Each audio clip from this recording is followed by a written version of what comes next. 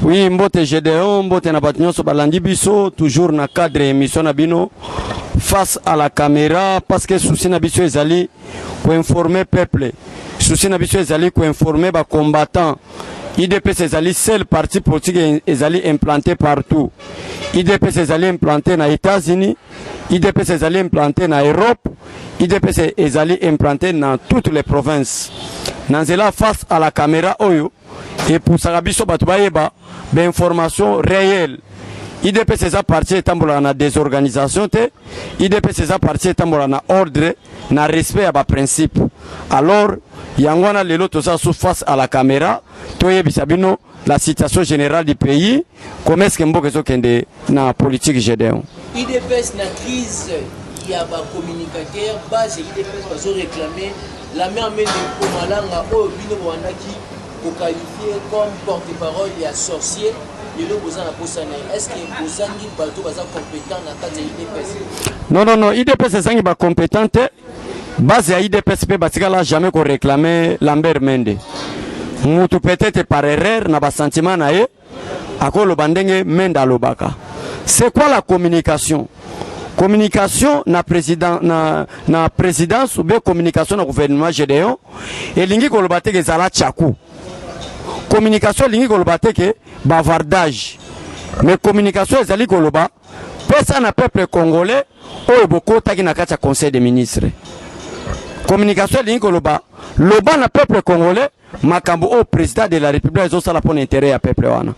Communication lingi ko lobate ke zala tchakou ko Lambert Mende défendre place au Congo défendre été biso na IDPS to défendre Félix Tshisekedi pour na défendre tika to défendre mais biso na IDPS to défendre Fati parce que na ba conviction na biso na vie politique et le cas depuis les années 60 jusqu'à 2020 aujourd'hui to comprenez que notion ya politique ezana maboka président Félix Tshisekedi ne biso nyonso to adera to soutenir Félix Tshisekedi mais soko suis Lambert Mende otala na ba propose akoloba aza dignité ko la communicateur ya président de la République.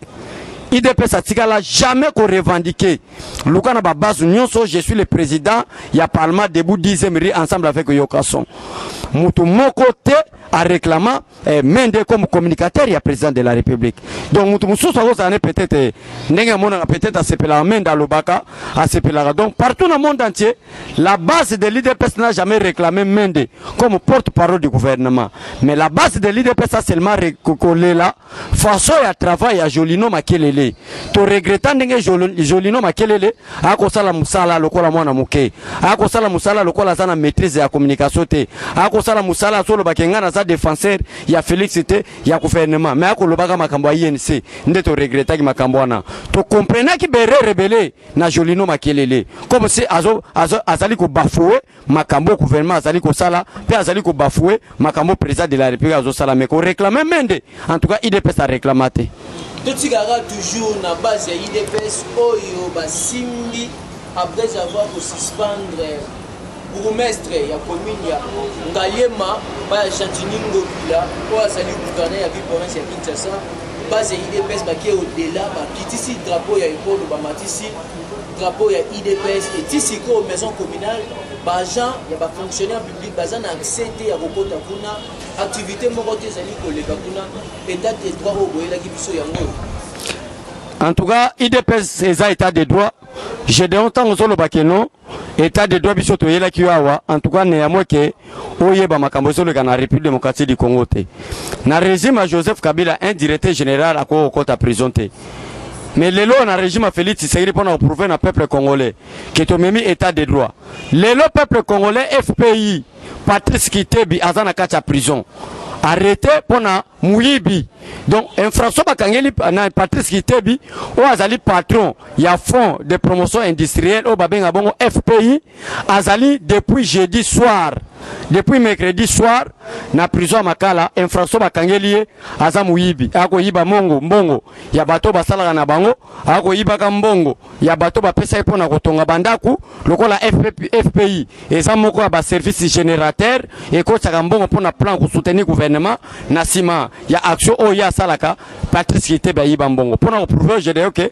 na kati ya lita IDPS to bundaki pona état de droit lelo oyo pona opesa quelques exemples toke ko kanga la petit peuple était mais l'état de droit tokangi grand peuple et tokoloba grand peuple elingi koloba nini bato bazalaki intouchable na régime ya Mobutu bato bazalaki intouchable na régime ya Kabila lelo oyo directeur général office de route asa na prison directeur général ya Safricas asa na prison directeur général ya FPI lelo asa na prison pona koloba ke état de droit eza solo mais par rapport ya makambo yo uchi koloba dossier ya commune ya Ngalema place onde konanga Dieu merci azali bourgmestre commune ya Ngalema ezali problème nini za koleka problème za koleka na Dieu merci bazaki na posa ya koseme kao bazaki na posa ko mema trouble bazaki na posa ya ko mema désordre na kacha mboka tango bakolongola Dieu merci bakombata IDPS bakosilika tango bango bakosilika alors bamoni ke IDPS aza parti moko ya memba trouble na mboka or bato bakeko chat drapeau à IDPS ezaka bande kwa gouverner Gentili Ngobila mais c'est Gentili Ngobila vous savez d'abord incohérence na discours na yo mais c'est Gentili Ngobila ndenga na sabo na sana na compétence à koleka yo osana na mayelete parce que selon d'abord la constitution osa incapable nan ya ko expliquer peuple congolais par quel moyen kenda ko nomela ba bourgmestre par quel principe constitutionnel kuna to ko tate to lunga to fungola parenthèse sous monene mais je donne ko yebisa yo mokili mobimba boko landa biso makambo esalemi na komina Ngalema place bomoni drapeau IDPS mati ezali ba combattant ba IDPS te biso toza ba combattant bate biso toza ba combattant o to lutter pour la liberté d'expression jamais to ko lukato bafouer démocratie to bundeli o lelo président de la république azu pouvoir na nzela alternance biso to bafouer yo ezaka bande ko ya Gentili bake ko matsa drapeau kuna na butu ya IDPS po ba lobake tala makambo IDPS ko saleza biso te déjà to yibi ba jewana et qu'on s'imbatte pour les capter. Tout ce qui va finir virus et coronavirus politique ou les gens qui vont venir ici va te belé donc comme tout na revanche politique au bande de FCC qui va venger contre le général Delphin na bateau union sur moment qui est bino loko là-bas cadre IDPS pour recevoir un message en andeni. Tango komona Gédéon mutuloko la koko nyangi. O bato nyonso bayeba qui est koko nyangi. Tango komona Gédéon mutuloko la Shadari Emmanuel peuple congolais ebi malamu tango na koloba Shadari Emmanuel bayebi nani azali tango komona mutuloko la Henri Mova Sakani peuple congolais zo eba nani oza Henri Mova Sakani bazo parvenir komona liwa ya général Delphin Kaimbi grave mais na uchi koyebisa yawati après la disparition ya général Kaimbi mais chef de service ya aner ya contre-espionnage akufaka kuna baleli mingite même système avec Kaimbi même Thierry mais peuple congolais bino batu bako landa biso bolanda ba propos ya bakoko nyangi te bolanda ba propos ya ba Mova Sakani te bolanda ba propos ya ba ya ba Shadari te ba Shadari wana général na bango mais biso peuple congolais to yebi que l'armée est apolitique. Mais général wana aza général na bango. Pourquoi to lebi général na bango? Parce que to yebi malamu que armée zali ya politique. Mais koko nyangi Emmanuel Shadari Mova Sakani bakomisaki armée nde ya bango. Bakomisaki Delphin Kaimbi ya bango. Nde to pesi bango. Mais Gédéon passe ya munene pona ko expliquer peuple congolais zali nini. Soki na ebiso ke mutuloko la Delphin Kaimbi wana sa même expérience na armée peut-être on dimelangate olobaki bino ba combattant IDPS bo lekisi soki na ebiso pesa nga brevet ya formation ya Delphin Kaimbi aye lokola kadogo na ba Joseph Kabila de 1997 aye kola militaire ci 2020 Nine Salia qui ne comme général chef d'état-major adjoint ya mboka lokola la République démocratique du Congo bitumango abundelaki nini na domaine pe ya renseignement mais batu lokola ba Mamadou Ndala bakeko kufela na front mutu lokola koko nyangi atikala ko lelate mutu lokola Henri Mova Sakani lelate batu lokola ba Mbunza Mabe bakufi po baboy ke Rwanda atake biso mutu lokola koko nyangi lelate mutu lokola Henri Mova Sakani lelate batu lokola ba général Bauma bakufi na kacha front ba FCC basala malobate donc lelo ba pona bango armée c'est Delphin Kaimbi or que so aussi expertise ya Mbunza Mabe aussi expertise ya général Bauma aussi expertise ya colonel Mamadou Ndala baleki Delphin Kaimbi Mais pourquoi Kokomisa Kaimbi? Parce que c'est une association de malfaiteurs au Bakana qui concerne la présidente de la République Mabé. Nani a yebité que le lot Delphin Kaimbi alinga ki a mettre qui déjà caméré na ba membre na à l'écoute. Nani a yebité que mission na bango et ça là qui pour ko tia c'est président Félix Tshisekedi à l'écoute na ba combattant ba commandant plutôt ba commandant na opération na SAPI au balingi ba stabiliser mboka. Nani a yebaki angote. Yango lokola complot na bango ekwei. Lelo oyo le chef d'état-major général, sur l'instruction du chef de l'État, à mettre en place équipe moko, au bazo sala identification, baye baliwa na ya defe kaimbi akufa gindegenine.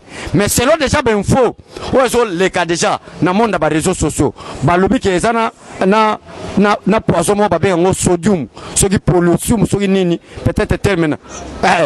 Ba poison wana et bon makamuta après 45 minutes. Premier résultat, il y a la police scientifique et zali ke poison wana. Maintenant tokoyeba ba oyo azoki poison wana zalaki wapi?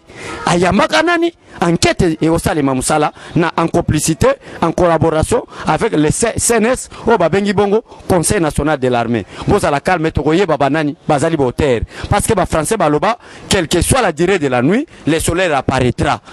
Na gilingala baloba le kuta et yaka na sincère mais vérité yaka escalier komaka. Lelo vérité komiko yebana que Delphin Kaimbi akufagande na poison. Lelo vérité komiko yebana que poison on peut bayebi et bomaka muto après 45 minutes. Merci beaucoup peuple congolais, merci GDO, merci bande kwa sangwa Congo na plateforme ya Rimé de Kinshasa na occasion bo pesa kabiso pour te communiquer peuple congolais, to communiquer ba combattant IDPS. Na kacha IDPS bazangi ba communicateur te. Mais IDPS asala kiliti na ye pour te kaka ba combattant ba musala te. IDPS asala kiliti na ye pour l'intérêt peuple congolais. Vous êtes de l'Équateur, vous êtes du Bandundu, vous êtes du Kasaï, Nord, Sud Kivu, Maniema, du Grand Katanga, partout à République du Bas-Congo, partout à République démocratique du Congo, du province orientale. Voyez pas que vous avez Congolais, la lutte de l'IDPS appartient à tous les Congolais. Aux à la combattant, aux à la combattante, aux à la moutaï IDPS, aux à la moutaï IDPS, c'était, yeba bien, n'est-ce Félix Tshisekedi comme président de la République, et ça pour l'intérêt peuple congolais. Makambo président Félix Tshisekedi à Sala, attends, règne à Mobutu à Salate. Le Congo est compté parmi des grandes puissances. Congo, Bazobeango, accord triangulaire. Les États-Unis d'Amérique, l'Israël et la République démocratique du Congo. Donc, comme ils participent à la réunion, il y a des décideurs. RDC, Flamand Moko, Allemand Moko Aloba Gédéon, l'Afrique a la forme d'un revolver dont la gâchette se retrouve en République démocratique du Congo. Moutako fina gâchette wana, pour être Kimia et Salema, et ça Félix Tshisekedi. Moutako fina gâchette wana, pour être même moto pela, et ça Félix Tshisekedi. Félix Tshisekedi a boya fina, na côté à moto, a fini na côté à Kimia, pour être Kimia, et régner non seulement dans la République démocratique du Congo, qui est le poumon de l'Afrique, mais est régner aussi en Afrique tout entière. Que Dieu bénisse le peuple congolais. Eshima, votre magazine qui bat au rythme de l'actualité. Une réponse à vos besoins en information, un éclairage dans divers domaines. Impartial, documenté, instructif. Eshima au cœur de l'info. Retrouvez la nouvelle édition. Exclusivité, Sakumbi Molendo, le réformiste qui vient stopper l'hémorragie, suspension des fonctionnaires peu intègre, numérisation des titres fonciers et climat de confiance avec les collaborateurs, le nouveau gestionnaire des terres congolaises fixe les nouvelles règles de jeu. Focus, Lambert Mindi, Omalanga, le souverainisme comme un dogme. Redressement délaissé, Tomaluaka Losenjola, l'homme de la situation. Dossier Eshima, fini les vacances, vive les rentrées. De la politique au judiciaire, en passant par les scolaires, les derniers trimestres de l'année 2019 en RDC est décoiffant. Économie, BCC, un cadre des rétrocommissions et détournements à passer au peine fin. Découverte, Claude Ibalanki et Colomba, les coordonnateurs du MNS au centre de l'action de Félix Tshisekedi dans le Grand Lac. Les dialogues et pourparlers en RDC qu'en tire le peuple. Tubaou, la clé de la mythologie kassaïenne. Retrouvez l'intégralité du magazine Eshima dans les kiosques. Eshima Magazine, un nouveau standard d'information.